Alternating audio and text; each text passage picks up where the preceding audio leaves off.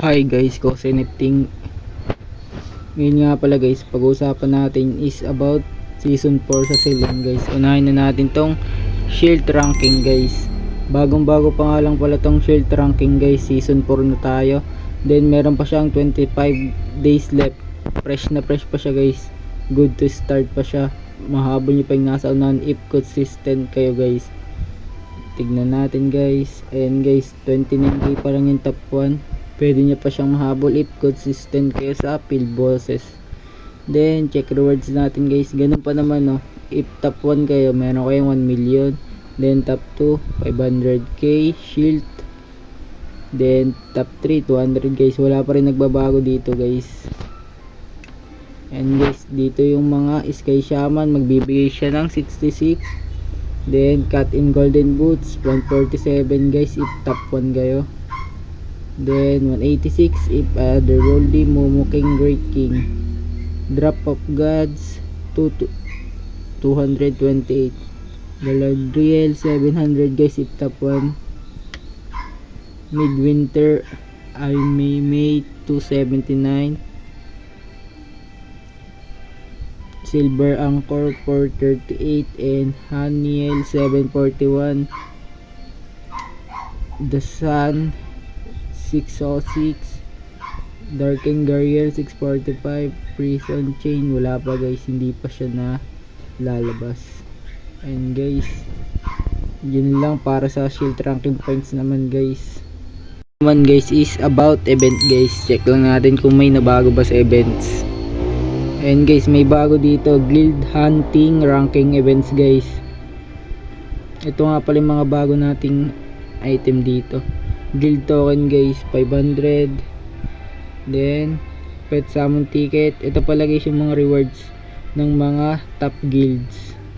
Ito nga pala guys yung top 1 natin, si Thunder, yung guild name nila guys. Tayo nga pala dito is top 39 guys. Ang ano natin is Pilipinas. Then hanapin pa natin 7 day login guys. Claim lagi nyo to.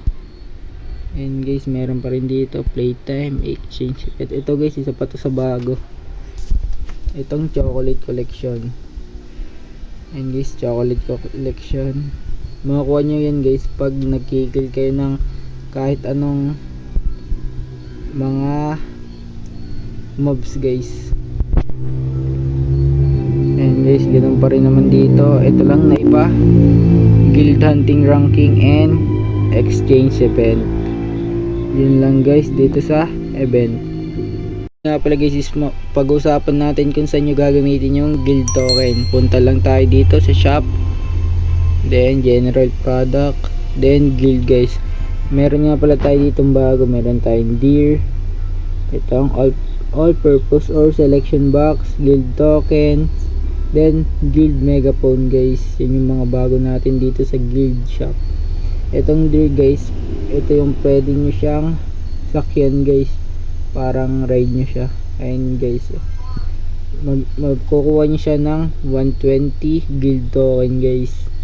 Ito naman guys, all purpose or makukuha nyo siya ng 50 guild token. Then itong guild coins 5. Ito naman guys 100 guild coin. Sa inyo nga pala guys makakuha tong guild token dito lang yan sa dito guys sa event. Pisahin lang natin itong event. Ito guys, ito yun dito. If top 1 yung guild nyo guys, makakuha kayo ng 500. Yung amin guys 80 lang, makakuha kami ng 880. Ewan ko guys kung lahat kayo 80 o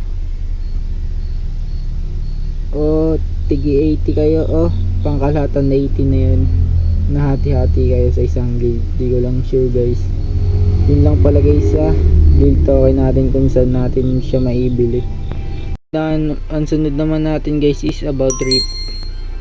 Ayun guys, meron tayo dito Hall of Blood. Malaki lang siya guys if level 100 na kayo. Then meron dito guys requirements, dapat minimum combat power 180k power guys, and minimum 100 level. Ito guys yung bago. Madami kayong makukuha ditong rewards tulad ng Haniel Blood Drop, Haniel Armor Fragment, then Noble Accessor, Soul Lamp, Fracture of the Reef, then Magic Fabric guys. Madami pang iba guys, yun lang dito sa rip natin. Guys, is pag-uusapan natin is about rarity ng ating pet and costume guys. Tignan lang natin guys kung may rarity na bang bago. Ito guys, try natin. Wala pa pala. May rarity siya guys, mythic. Ang kasunod daw ng mythic is relic guys. Tignan natin yung top 1 kung relic nga siya. Tignan natin sa rankings, then combat power. Tignan natin guys yung top 1 dito. Thunder Guild siya guys. Tignan lang, stock lang natin para makita natin yung new rarity. Ito pala guys yung new rarity natin. Rarity is relic guys. Meron ng mas maano sa mythic, then meron din ditong relic guys. Pet and costume guys, new rarity is relic. Yun lang pala guys sa